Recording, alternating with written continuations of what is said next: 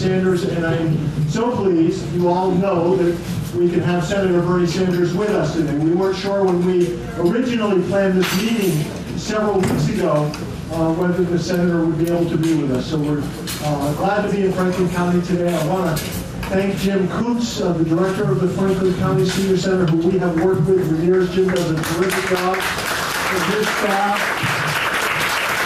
I want to thank all the folks working in the kitchen for the wonderful meal that they have provided today. And this is just a great turnout. We've got some terrific guests, but before we get to them, it is my great pleasure to introduce to you the hardest working man in Washington, fighting the fight on so many issues, but certainly on senior issues. You know, Bernie is the ranking member of the subcommittee on aging, and deals very closely with the Older Americans Act and obviously Social Security, Medicare, and other senior issues. So without further ado, my pleasure to introduce to you your United States Senator Bernie Sanders. Thank you, sir. Thank you all for being here today, and hello to the people in the other room. How you doing? All right. So we got a big crowd today, and we want to get down to business. We have a panel of folks who know a lot about senior issues. We're waiting for Greg Machalden to be here. I hope he shows up in the AARP. We're going to begin in a moment. There are a lot of issues out there, whether it's health care, whether it's Social Security, whether it's housing, whether it's nutrition programs. Those are issues we want to touch on. So we're going to start off with the panel. They're going to speak for 3 or 4 minutes each. I'm going to say a few words and then we'll open it up. How does that sound? Okay. First of all, let me begin with Rachel Cummings. Rachel, you are the director of A12? COO. COO of A12. Here you are. Thank you. Hi, everybody. I thank you, Senator Sanders, for the opportunity. And that's his hand. It's great to be here, and I'm really proud to talk to you about Age Well. We're an area agency on aging, and we serve 4 counties, everywhere from the Canadian border down to the Rutland border. And our reach is broad. We touch about 10,000 senior lives, and we do everything from care and service coordination to providing volunteer services, and what you're probably most familiar with, which is Meals on Wheels. But what we really do well is we understand and we recognize that the social determinants of health can no longer be divorced from health care. That for somebody to age well in the setting of their choice, which is usually home, you need to have fuel in your gas tank for the winter. You need to be able to have access to good food. You need to be able to afford your prescription drugs. And you need to be able to understand when you're signing up for Part D medications every year for prescription drugs, what's the most affordable plan. And so our staff help you do that. But today I wanted to focus on Meals on Wheels and our nutrition programs. In Saint Albans proper, we serve about 10,000, about 1,000 seniors, and we deliver about 20,000 meals a year. And we serve some of the most at-risk and frail folks who otherwise would have real barriers to accessing food. And we have a core of volunteers who deliver homemade, warm meals to people's front doors. And those services help people age well at home. And what I want to impart to you guys is that throughout Vermont, we're saving the healthcare system precious dollars, which are limited. And we found that getting a person on meals, home-delivered meals, helps people stay out of the hospital, stay out of subacute facilities, the nursing home. It's actually affordable, and it costs less to feed a senior for a year than to, continue to have people rotating in and out of the ER. So I'm available for questions after this if you have it. Thank you.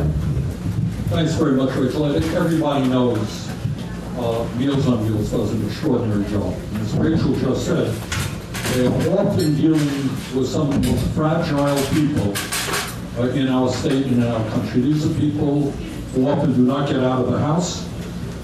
These are people who are in not great health. These are people who may not see other human beings during the course of the day. So that one nutritious meal a day is very significant. And I'm embarrassed to have to tell you that we are fighting very hard to increase funding all over this country. There are waiting lists for people to get on Meals on Wheels, and that is a disgrace. It should not be a debatable issue about whether or not you adequately feed older people in America. That's the debate we're having.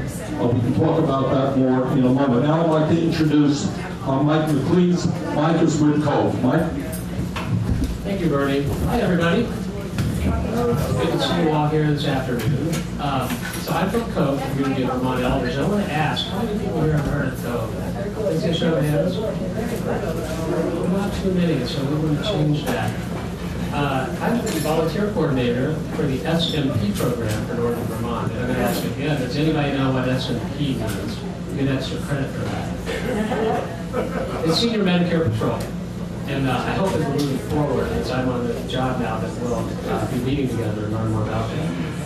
Cove, for the Community of Vermont Elders, is a 501c3 membership organization, and our mission is to promote and protect higher quality of life for Vermont's older citizens through advocacy and education. And we do this throughout Vermont. And one of the big things we do is to try to help people avoid being frauded or scammed on Medicare. We lose $120 billion a year in this country on fraud. It's a big deal. So some of the things that we're doing right now is education. So our policymakers in both the legislative and executive branches, we're working on issues that impact seniors in Vermont. And we'll talk a little bit about that in my next 3 minutes. The Vermont SMP program, which I'm working with, for the Vermont Senior Medicare Patrol. It's our biggest educational program, and we want to work with you on how to avoid errors and frauds in Medicare. Also, the safe use of internet for elders. That's where a lot of abuse and fraud comes to us. Then our program on building bridges to services for elders.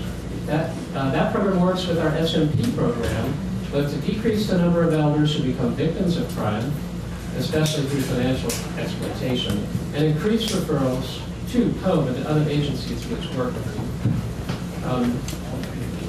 So top legislative priorities this year for Cove. There are four main issues that we're working on. The first one is transportation and how we can advocate for expanded use for elders and people with disabilities so we can get where you need to go and on time.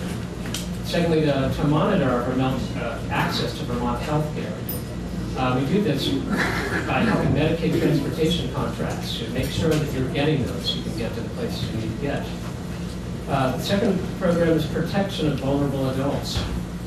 We want to work with partners to develop improvident transfers legislation that will protect elders from financial exploitation and assets or property transfers. Another one is choices for care.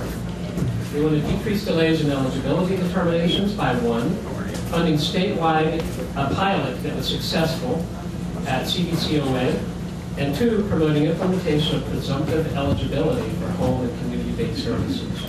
And lastly, this is a big deal that affects every single American in the country. It's on health care. We're so grateful to Senator Sanders for coming here today to tell us what's up in it so that we can work with him to provide not only better care for you all, but as seniors, for each and every one of us. And we're very happy to be here too. Thank you. Thank you, Mike. I'd like Jim Coos. Jim and I have worked together for a long time. And Jim, as Phil mentioned, does a fantastic job here in Saint Albans. Jim, why don't you talk about maybe a few of the problems that you see arising with some of the folks you talk? Thank you, Bernie. Many of our members are here today. What I hear from our membership basically is healthcare costs are out of control. Social Security is a problem, and they're worried about what's going to happen for their children, not so much for them. And other issues that deal with mobility and things of that nature that aren't being addressed. Bernie Sanders has been working on a lot of these issues with us, and we're happy to have his support as well as Cove and other groups that are being represented. But seniors are an important part of the population here in Vermont. There's going to be more and more of us as time goes on. Services are going to be needed more and more, and resources right now are few and fewer. Something has to give somewhere along the line to make sure that our seniors are not forgotten.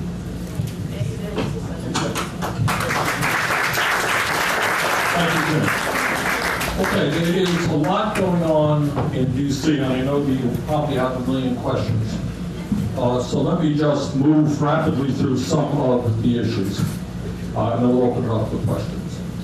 All of you, I think, are aware of the kind of monumental struggle we had with regard to Republican healthcare proposals that were finally resolved, I hope, for a while, just a couple of weeks ago. So let me go over what these proposals were. We start off with the assumption that the current system has problems. Nobody thinks it is perfect. On the other hand, we should be mindful of the fact that the Affordable Care Act has added 20 million Americans to the ranks of the uninsured, to provide insurance to people who previously were uninsured, and we did away with something which is a real obscenity that many of you are familiar with, and that is so-called pre-existing conditions. You all remember pre-existing conditions? The insanity of somebody who had an illness not being able to get coverage for that illness, for an example here, is literally beyond belief, because that's what insurance is supposed to be about. In other words, the Affordable Care Act, so-called Obamacare, did some good things, but clearly many problems remain. What are the problems? Jim touched on it.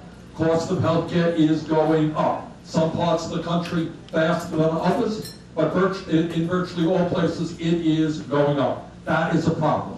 Number two, deductibles are too high. Co-payments are too high. And there is another issue that impacts not just seniors, but people all over this country, and that is the outrageous cost of prescription drugs. That an issue? So we have a situation there. This is something that I've been involved in for many years. Some of you right here in Franklin County will remember a bus trip that we took, remember that? Over the Canadian border. And the purpose of that trip was not only to help 40 or 50 people here, not a few of them were women dealing with breast cancer, get cheaper medicine in Canada. It was to tell the entire country, and we did, the absurdity of Americans having to pay twice the price. The result, literally, the result of that trip and other members of Congress working on this issue is that today millions of people in one way or another are purchasing the same exact medicine sold in the United States for a fraction of the cost in Canada or other countries. This is an issue we are staying on right now. We have legislation that I hope to get a vote on soon, which will allow individuals, pharmacists, and distributors to be able to buy low-cost prescription drugs abroad and sell that product here in the United States. Same exact medicine as being sold here for a fraction of the price. When we do that, we save individuals significant sums of money. We can reduce prescription drug costs 50–60%. We save the government that purchases medicine through Medicaid and Medicare many, many billions of dollars. So we are working on that issue. Now, the health care bill, in the midst of problems, which we currently have, the Republicans came up with what I thought was an outrageous proposal. And they came up with a number of proposals, and I won't go through all of them. One of them passed the House by, I think, 3 votes. Fortunately, we're able to stop it in the Senate. In the House, what it said is we are going to throw 23 million Americans off of the health insurance they currently have. Can you imagine that? Can you imagine people in this country who currently have health insurance, who are dealing with serious life-threatening illnesses like cancer, heart disease, diabetes, suddenly losing the health insurance they have and not being able to afford to get new health insurance? What happens to people who have health insurance and then suddenly lose it? What happens? Some of them will die. And there are studies out there, no one can predict exactly how many will die, but there are studies out there that say every single year, if 23 million Americans were thrown off of the health insurance they currently have, over 20,000 people a year would die, and God knows how many more would suffer? Furthermore, and part of that proposal was a cut over a 10-year period of $800 billion in Medicaid. Now, you know what that means?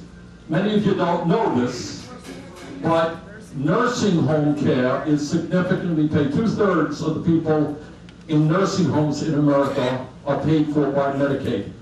So if you are a family whose mom or dad is dealing with Alzheimer's or some other serious illness in a nursing home, what happens if you can't get Medicaid to pay the cost of it? What happens to those people? Well, we don't know what the cost of what that would mean to those people, but certainly many of them would simply be thrown out of the nursing homes. We have in this county, in this state, and around the country, a major opioid crisis. Medicaid is a major funder of treatment for opioid addiction. This legislation, for a variety of reasons, would also raise premiums for older workers. You're 60, 62.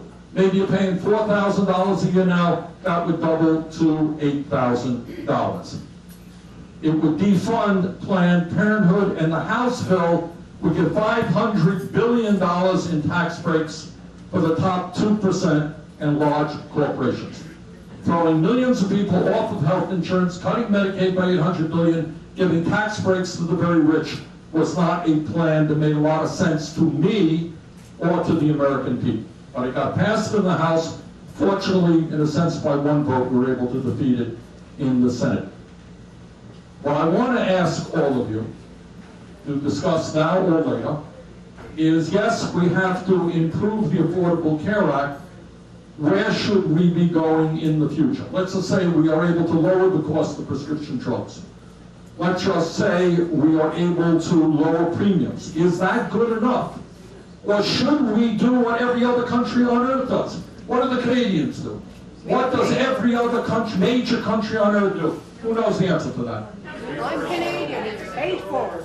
All right, you're Canadian, and you're still alive. Absolutely. I cannot believe that, because all I heard about the Canadian plan, nobody lives over 30 or But something. we suffer. Pardon me? We live, but we suffer. We wait in line for the services. All right, but do you like the Canadian plan? Not bad. Okay. How much do you pay when you go to the doctors? Stand up. I want... Nothing.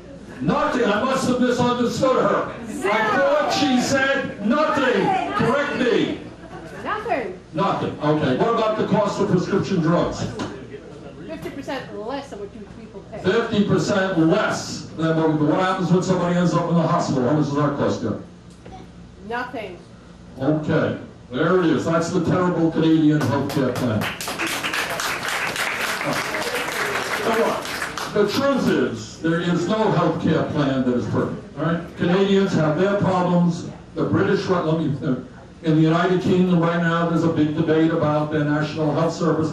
All over the world, there are debates about healthcare, and there always will be. There always will be, because new technologies come about, and they are expensive. How much money should we invest in them? You put money here, you put money there. Every country on earth is debating that issue. The Canadians are, we are, everybody is. And here are two basic points. Two basic points. Every other major country on earth, Canada, UK, France, Germany, Italy, Scandinavia, what they all have said is that health care is a right of all people. Whether you're rich or poor, when you get sick, you should be able to go to the doctor in a way that is affordable.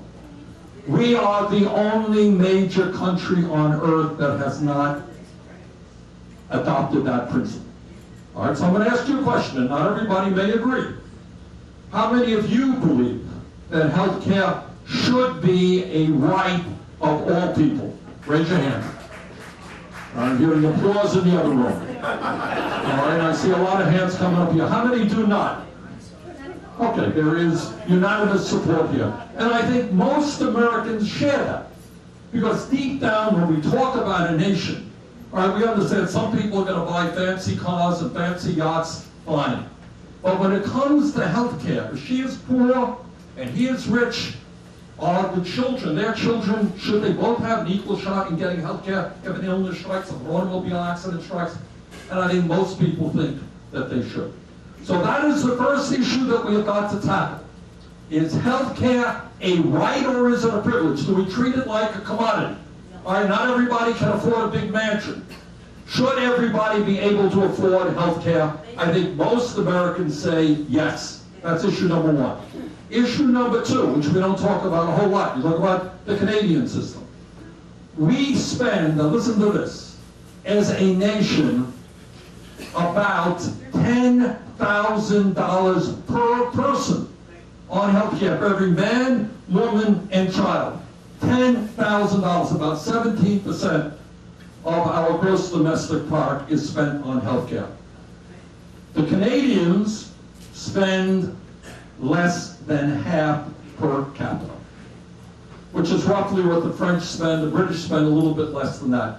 We spend by far, not even close, more per person on healthcare than do the people of any other country. And in terms of the outcomes, how well our people are doing, the truth is that we are kind of lagging in terms of life expectancy.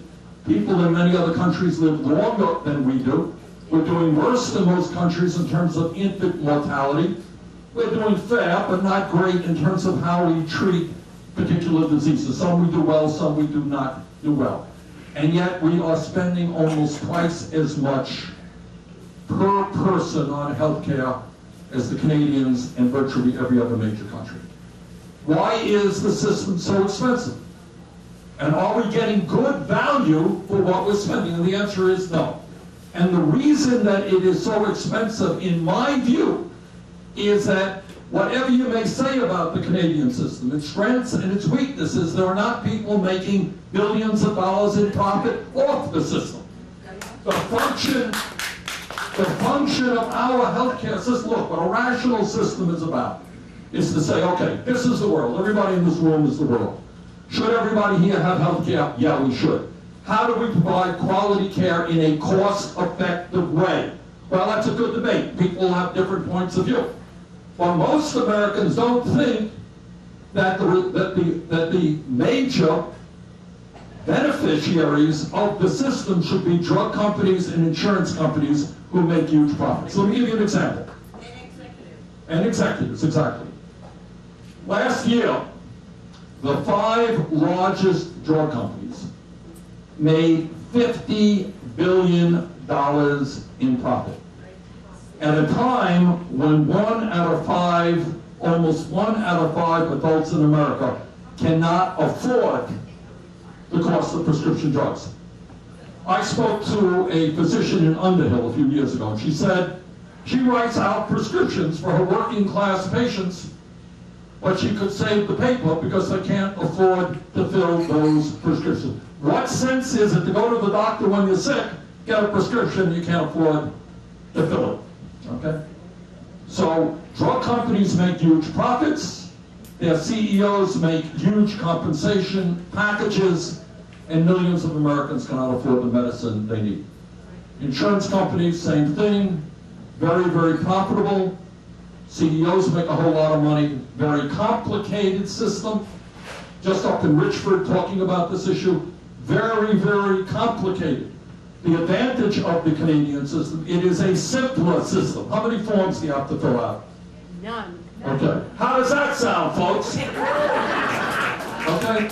But not only does it make life easier, it saves money, because every time you fill out a form, you have to argue with somebody on the phone about whether you're covered or not. Guess what? It's costing you money, it's costing the system money, because somebody's getting paid to tell you that you're not covered when you thought you were covered. Is that right?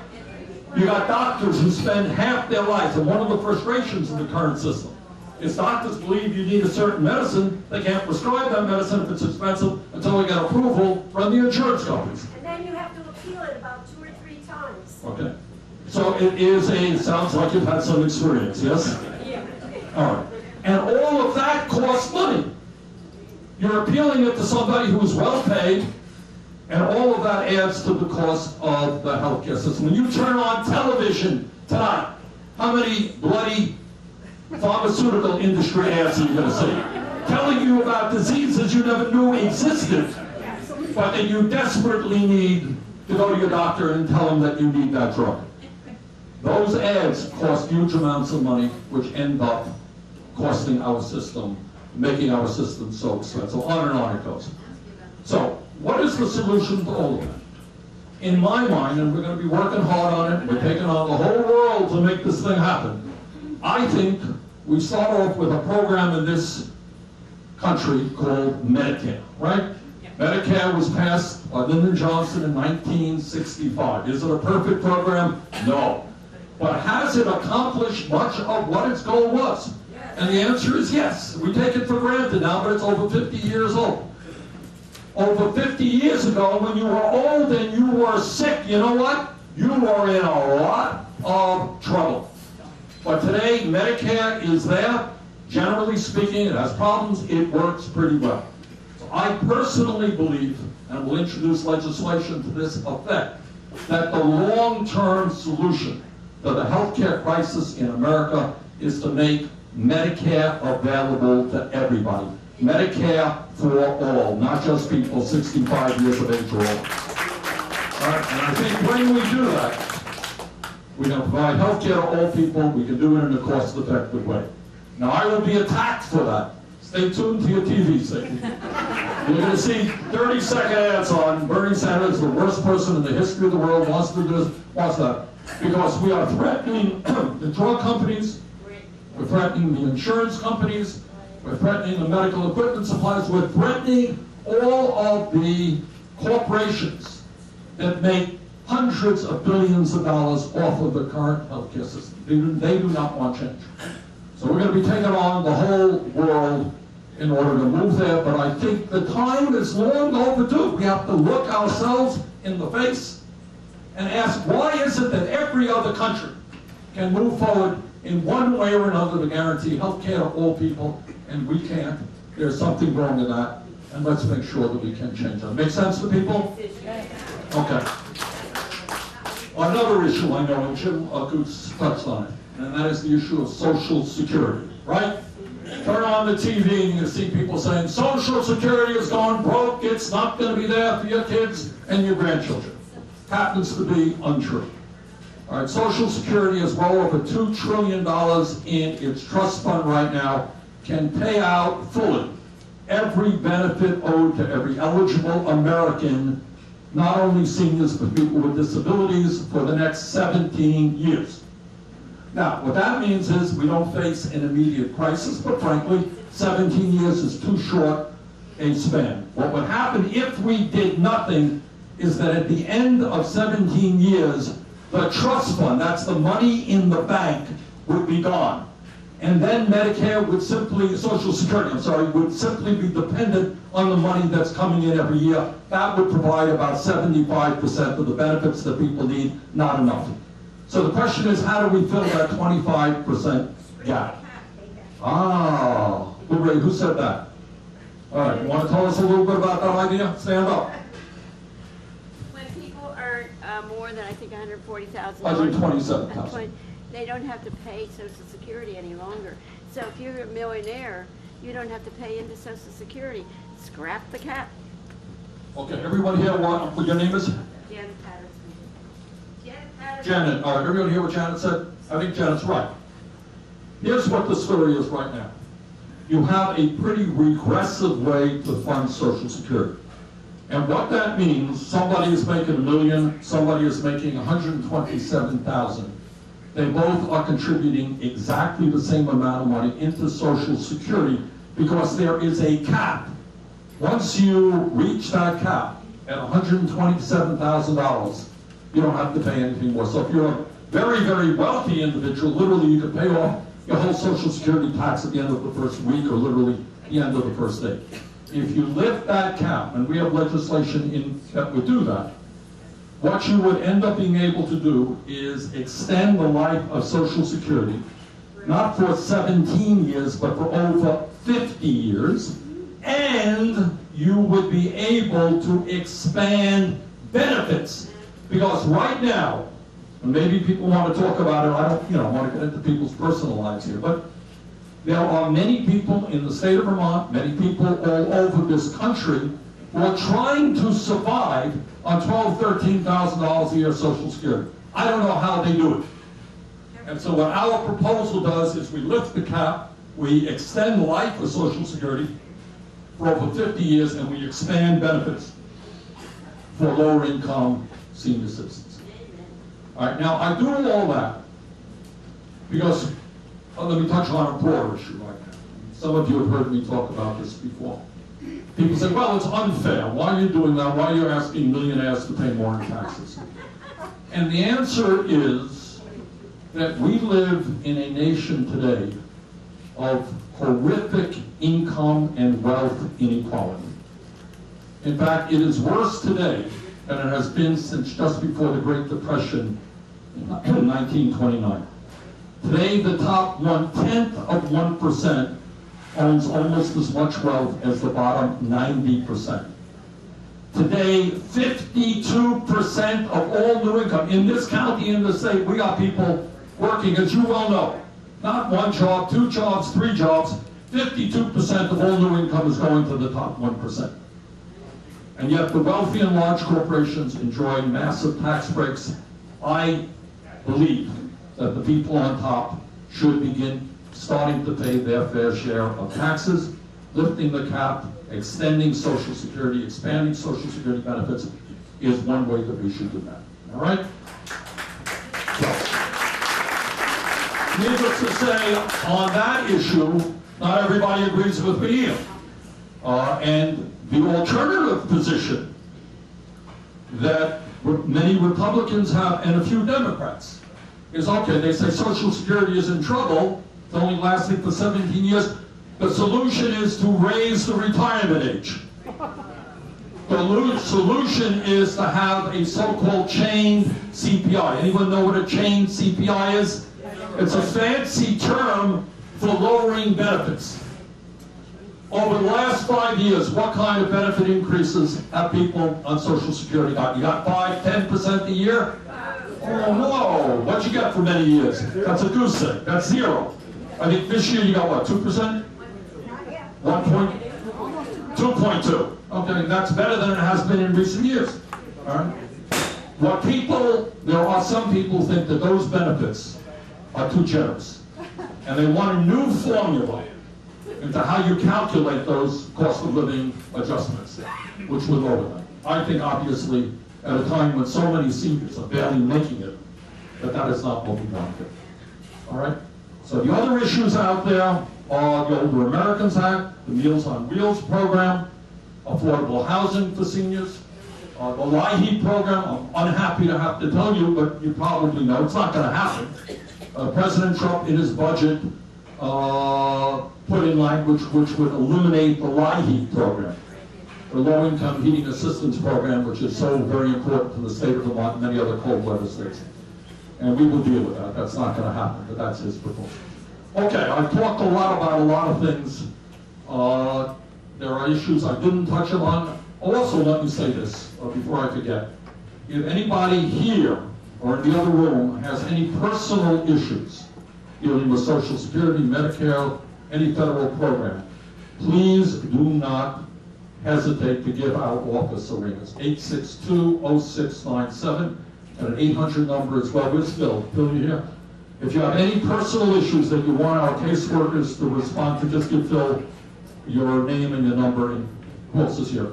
We have literature on the table as you go out the door. It has our 1-800 number, and our staff can help you out there as well. So if you have any problems, if you know people who have any problems, do not hesitate to call our staff. They do a great job. Okay, let's open it up to some questions. Just give us your name, ma'am, and you've got a mic that's coming to you. Hi, Carol-Ann Ostrander. Bernie, one of the questions, I posted that we were doing this today, and I got hits on my page from Friends West, friends down south, not just senior citizens. And I consolidated a lot of the concerns, or was able to, with this question, because you've already answered so many of them. But what is being done in Washington about the high-paid lobbyists for the pharmaceutical companies and the insurance companies, and how can we help you people as voters? Thank you. Look, I think that I will not shock anybody in this room. to tell you that our current political system is corrupt. It is corrupt in many, many ways. It is corrupt in that as a result of this disastrous Citizens United Supreme Court decision, billionaires like the Koch brothers, you all know, how many people here know who the Koch brothers are? Good. And I want you to know something. They are the most powerful. There are people who will argue, and I think probably correctly, that the Koch brothers themselves, the two brothers, worth somewhere around $80–90 billion. They themselves are more powerful politically than either the Republican Party or the Democratic Party, because they are pouring hundreds and hundreds and hundreds of millions of dollars into the political process. What these guys want to do is not cut Medicare, Medicaid, and Social Security. That's not what they want. They want to eliminate Social Security, Medicare, and Medicaid. They want to go back to the 1920s. All right. Number two, industries like the drug companies and the insurance companies have unbelievable amounts of money. So they make a lot of campaign contributions, but they also do a massive amount of lobbying. Let me give you one example of what the drug companies do. Out in California, a few months ago, people there tried to pass a referendum. They have referendum, we don't, which would have essentially lowered the cost of prescription drugs in California by having the state not pay any more than the Veterans Administration. The VA now negotiates prices, you with me, with the industry, which means that the prices they pay are the lowest in America, some of the lowest in America. That's what they want to do in California. Take a crazy guess as to how much money the pharmaceutical industry put into that effort to defeat that referendum. Anyone want to guess? $130 million. $130 million to defeat one referendum in one state. And if Vermont would try to do anything to lower the cost of prescription drugs, they would flood the Capitol with all kinds of lobbies. They have unlimited sums of money. So this issue about lobbying is very important. How do we deal with that? We deal with that through lobbying reform. We deal with that through campaign finance reform so the billionaires cannot buy elections. And if you ask me why we pay the highest prices in the world for prescription drugs, it is directly related to the corrupt campaign finance system and the ability of these guys to spend unbelievable sums of money. Hundreds and hundreds of millions of dollars. There are far more lobbyists from the pharmaceutical industry on Capitol Hill than there are members of Congress. They got 2 or 3 lobbyists, and they know everybody. They're former heads of the Republican Party, former heads of the Democratic Party, former senators, former congressmen. They go up there and say, hey, how you doing? Let me tell you about the legislation. They're doing it right now in opposition to the legislation that we are introducing. So campaign finance reform and mobilizing the American people. Nothing is unrelated to anything else. We all have to stand together and have the guts to take on these very powerful special interests. Okay, woman right down there. Bernadette Early. Thank you for being here today, Bernie. I personally have experienced, and my friends all over New England and other states experience this just about every day or weekly, that doctors no longer will take patients if they're using their Medicare or Medicaid. What can you speak to that, please? Well, we speak to that, and so you're finding now people who are on Medicaid or on Medicare are not being treated. Well, doctors will not accept that. They won't accept that. That's outrageous. I know that that is a problem. More for Medicaid, I think, than for Medicare. Yeah. The first answer is to increase Medicaid reimbursement fees. In other words, doctors think, dentists think they're not getting paid enough, and I think that is true in many cases. But second of all, I mean, this gets back to the broader issue. Does it matter what kind of insurance you have?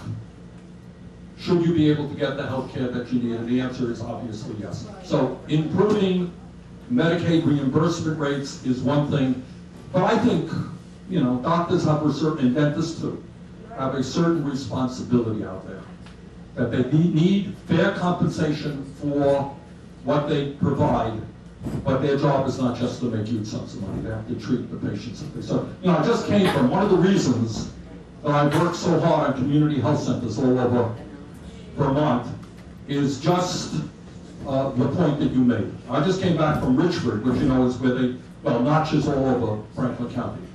And they do a fantastic job, and now 1 out of 4 Vermonters are getting their primary health care through community health centers. They have now expanded their dental facilities up in Richford because there is such a desperate need for affordable quality dental care. So at the end of the day, we got short-term solutions, but at the end of the day, it must be clear, doctors deserve fair compensation, but every person in this country, regardless of income.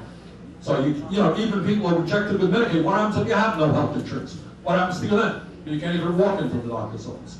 Okay, other questions? Kat has somebody from the All right. other room. Good. Hi, my name is Kerry Anderson from Montgomery. One of the things that was in Trump's horrible budget this spring was proposals to dramatically cut back on SSDI, Social Security Disability Insurance, by kicking millions of people off. And we would also deprive them of Medicare in the long run if that happened. And my question is that proposal dead right now, or do they have the ability to do that through administrative actions without the Senate being able to stop it? No, the Congress, look, Trump brought forth a budget. You know, and what really bothers me, I don't want to get off onto Mr. Trump, okay? You'll forgive me. I deal with him enough, but I don't want to deal with him in great length today. But it is not just that his policies are terrible. What really bothers me is the degree to which he lied to the American people. Okay? You remember during his campaign, he said, I am going to be a champion of the working class in America. I'm going to provide health care to everybody. His budget is so outrageous that it is beyond belief. And the gentleman from Montgomery just talks about one part of it, and that is to cut Social Security benefits for people with disabilities. Now, just deal with this one for a moment. Put yourself into somebody else's shoes. You have a disability. You cannot work. You're struggling every day to keep your heads above water. You don't have enough money to survive right now. And they want to cut those benefits. And by the way, not unrelated to Trump's budget, which also cuts the LIHEAP or eliminates the LIHEAP program, cuts after-school programs, cuts food stamps. Think about the programs that help working people. Those programs are cut. Then what they want to do in tax reform, you're going to hear a lot about quote-unquote tax reform. You know what that's essentially about? What is that about? Tax cuts for the rich. Huge tax cuts for the rich. Give you an example. One example. There is a tax called the estate tax. The only people who pay, that means when you die there is a tax. The only people who pay that tax are the top 0.1% of 1%. That's it. 99.9% of the people don't pay, and it only applies to the wealthiest families in America. You're the Walton family, you're the Koch family. You are the Trump family. All right, those families would have to pay more in taxes. If we did away with that tax, which is what Trump would like us to do, we would lose over $200 billion over a 10-year period. $200 billion, and at the same time then, they say we don't have the money and they want to cut nutrition programs or Medicare, Medicaid, and so forth. So the Trump budget was an absolute outrage. It was an assault on working families, on the children, the elderly, the sick, and the poor. It is not going to pass the way it is. The fight will be, the devil will be in the details, and we have to fight at every single level. They're going to want to cut Medicaid. We're going to fight it. They're going to want to cut the LIHEAP program. We're going to fight it. And we will see how all of that turns out. Yes? Hi, Linda Maloney from Enosburg. Speak a little bit closer to that mic. I have an alternate. I have an alternate suggestion regarding Social Security taxation. Why not just raise the cap on the employers and make them pay for everything above $250,000 or whatever? There's some, I wouldn't agree with that, because there are some employers who are struggling themselves. I mean, you know, about 50 employees or something, but the people who are paying the $2 million salaries and whatnot, this would cut the regressivity of the system a bit. I think doing it simply on the way we are proposing would make, it's a good idea, but I would do it the way we are doing it. Okay, yes, sir. Tom Traber from Fairfax and former Vice President of University of Maine College, Republican. All right, Tom. Welcome. You talk about income disparity. 38% of today's jobs will be lost to automation and artificial intelligence within 15 years, i.e., idle hands makes the devil's workshop. Ian Bremmer on Charlie Rose said, I'd like to see Donald Trump put a wall around that. Your comment. You raise a very serious issue. What Tom is talking about, and what is I don't know the exact numbers, and frankly nobody knows. But all over, if you go to a factory in America today, which may be producing more automobiles, for example, than was the case before, they're doing it with far fewer workers. Because robotics is now playing a very, very significant role in manufacturing. Give you another example. Right now, we have millions of people who are driving trucks, who are driving taxi cabs, who in one way or another, driving buses in one way or another, are involved in transportation. Now, no one knows exactly what and when the future is with regard to driverless cars. But no one doubts, I think, that that is what will happen in the future. Millions of jobs will be lost. So Tom raises a very important issue. I have been long concerned about bad trade policies. But there is another real crisis that we are facing today and will only get worse, and that is automation, the ability of robotics to produce a lot of goods and services. What happens to the workers who lose their jobs? All right, so Tom, let me throw, I have some ideas, and it's a complicated issue. But in one sense, what we can agree, is it a bad thing if you got a machine doing some difficult or dangerous work that a human being used to do? Is that a bad thing? No, I don't think it's a bad thing. Is it a bad thing if we simply take that machine, throw you out on the street, and have nothing to live on? That is a bad thing. So how do we rectify that situation? How do we say that robotics is not bad, but we want to protect the workers who are impacted on it? And that's really, I think, Tom, do you agree with that? Or? Well, I'm just trying to figure out, what are we going to do with them and so forth. That's the thing about there'll have to be an education. I'm thinking also, as far as disabled people, it's like a constant moving upstream as far as education and aptitude and so forth. And what about the people that have limited abilities? That's very serious issue. Look, in Vermont and all over the country, what employers are saying, look, the jobs that are existing right now are often not the same kinds of jobs that existed 50 years ago, all right? You need a better education, you need to be knowledgeable about new technologies, and we have to make sure that people have that education. Otherwise, they're not going to be able to do many of the decent paying jobs of today. So that is right. But at the end of the day, I think our approach should be to say, in terms of robotics, that robotics is not a bad thing. But workers should not be the people who suffer. We've got to figure out a way to make sure that all of our people continue to have a decent standard of living. I mean, one of the solutions may be reduce the work week. Is that a tragedy? But what we don't want to see is just all of the benefits of robotics go to the people who own the machinery.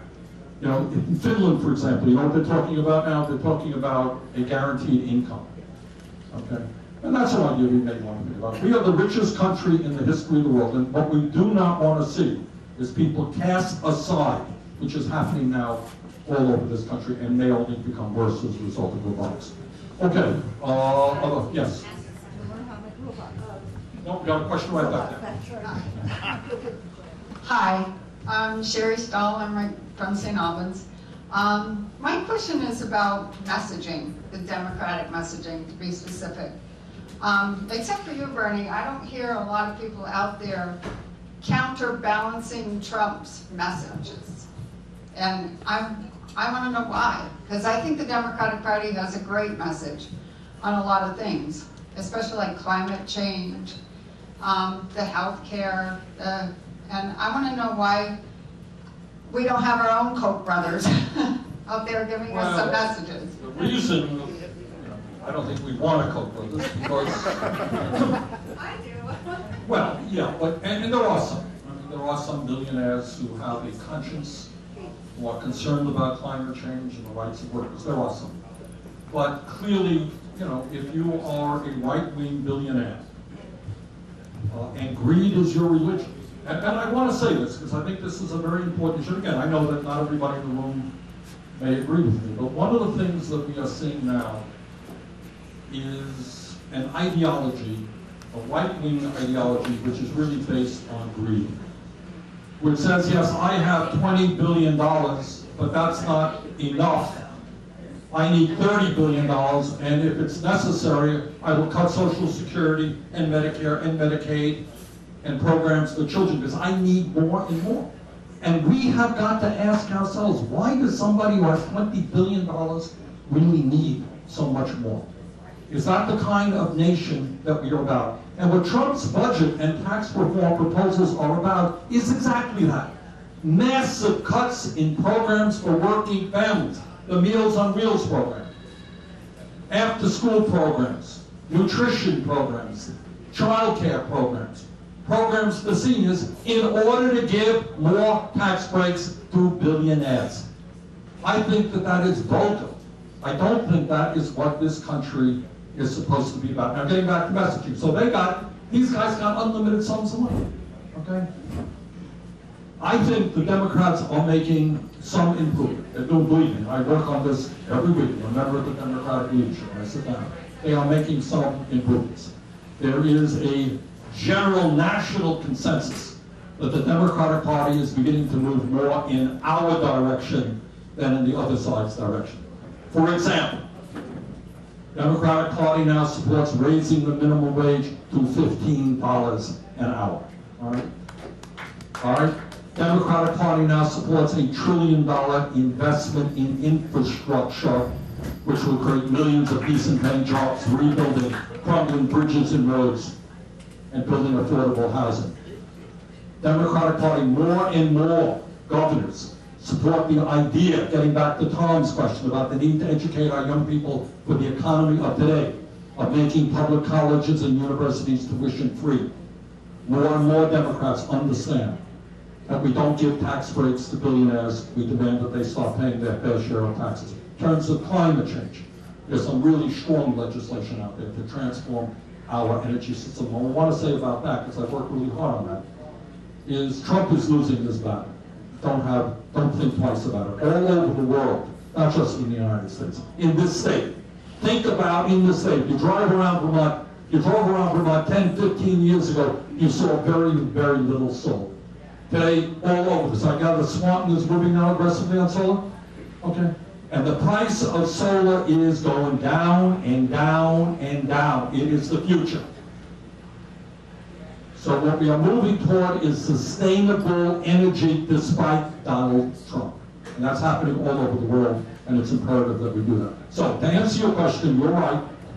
I can tell you the Democratic leadership is aware of it, and they are making efforts to try to be clear. But at the end of the day, it's not just being for something. You have to have the courage to be against something. You're going to have to say, I am prepared to take on the powerful pharmaceutical industry, or the insurance company, or the fossil fuel industry, or Wall Street. And Democrats have been reluctant to do that. They're making progress. Okay, a few more questions. Yeah. I'm Janet Patterson from Burlington, Vermont. And we have known each other for And we've known each other, and we're neighbors. Dental care for seniors. Yes. I now have a pig valve, thanks to an infection in my heart. Medicare had to pay for an open heart surgery, and I had to have a pig valve. If we could convince dental care in the dental program and all the community health centers so seniors could get dental care, it would be very, very important. To the best of my, have you been to the community health center? Yeah, that's where you got it. Okay. All right, look, I grew up in a family that did not have a lot of money. And dental care was an issue when I grew up. I'll never forget, I just told this story up in Richford. I moved to a town called Standard. Anyone know where Standard is? It's right near Hardwick, about 200 people. That's right, we're in the heart of the Northeast Kingdom. very poor town.